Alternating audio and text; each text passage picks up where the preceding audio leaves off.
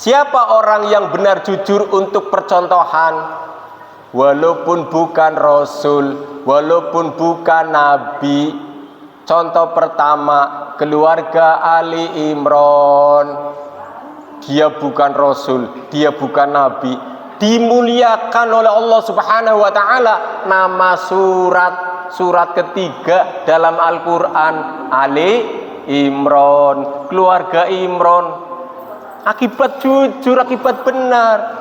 Jadi kalau kita jujur, kalau kita benar, insya Allah keluarga PCM Banjarharjo akan jadi penghuni surga. Amin Allahumma amin. Kita akan menjadi penghuni surga, menjaga jujur, menjaga kebenaran.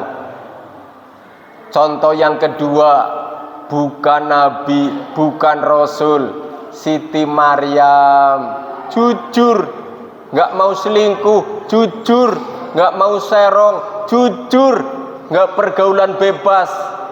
Siti Maryam atau Bunda Maria nggak kenal laki-laki ganteng di jalan Banjarharjo, tapi dijadikan nama surat ke-19, surat Maryam. Hebat wanita jujur, wanita benar. Kalau kita jadi wanita PCA untuk sekitar cabang Banjarharjo, kita menjaga diri, kita menjaga kehormatan Aisyah, kita menjaga wanita muslimah, kita menjaga rumah tangga milik keluarga, insya Allah akan ketemu sama-sama di hadapan surganya Allah Subhanahu wa ta'ala. Amin Allahumma amin. Intinya jujur dan benar. Yang ketiga, contoh bukan Rasul, contoh bukan Nabi, tapi dimuliakan Allah Subhanahu wa ta'ala karena jujur, karena benar. Luqman dijadikan nama surat ke-31 dalam Al-Quran. Padahal bukan Rasul, padahal bukan Nabi Luqman, tapi Luqman manusia biasa. Karena jujur, karena benar, dijadikan percontohan oleh Allah Subhanahu wa ta'ala. Apa contoh kejujuran dan kebenaran Luqman?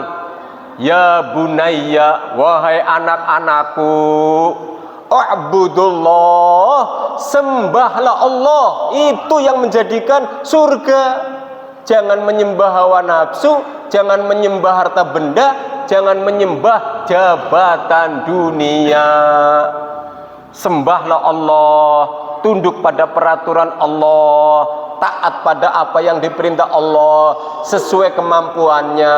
Kemampuannya 5, laksanakan 5. Kemampuannya 50, laksanakan 50. Kemampuannya mentok 56, sudah nggak apa-apa 56. Yang penting kita niat ingin mengamalkan apa yang kita mampu.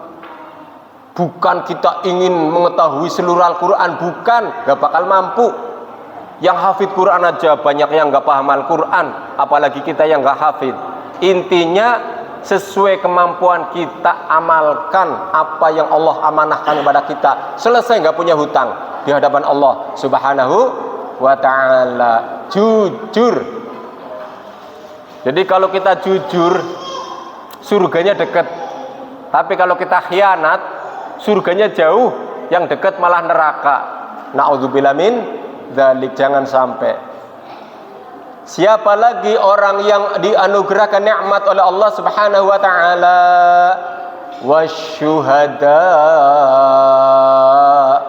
orang yang mati syahid, para syuhada. Ada enggak para syuhada mati syahid menolak syarat Islam? Gak ada.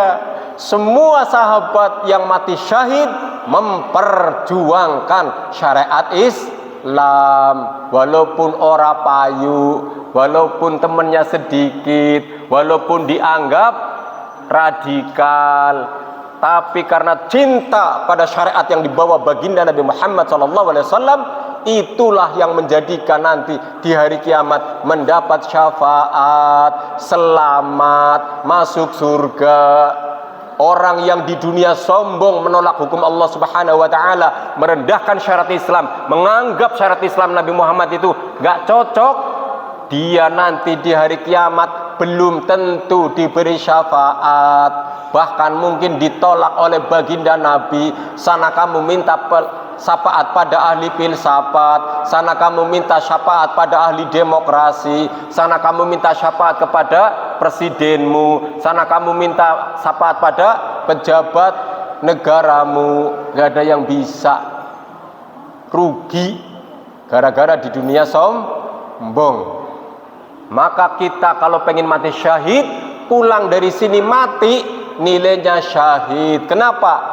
Pikirannya, telinganya, hatinya, persepsinya tadi baru mencintai tentang nilai-nilai syuhada, ingin mati syahid, mencari ilmu untuk mengharap ridho Allah, mencari rezeki halalan thayyibah mengharap ridho Allah, menafkahi keluarga untuk taat kepada Allah Subhanahu wa taala. Ternyata kita mati syahid. Amin Allahumma amin. Jadi mati syahid walaupun bukan syahid perang, bukan syahid yang mutlak, walaupun kita masih banyak hisab, tapi kalau mati syahid insya Allah selamat lahir batin dari dunia sampai akhirat. Kelihatannya ringan, makanya kita harus punya niat suci, punya tekad yang kuat.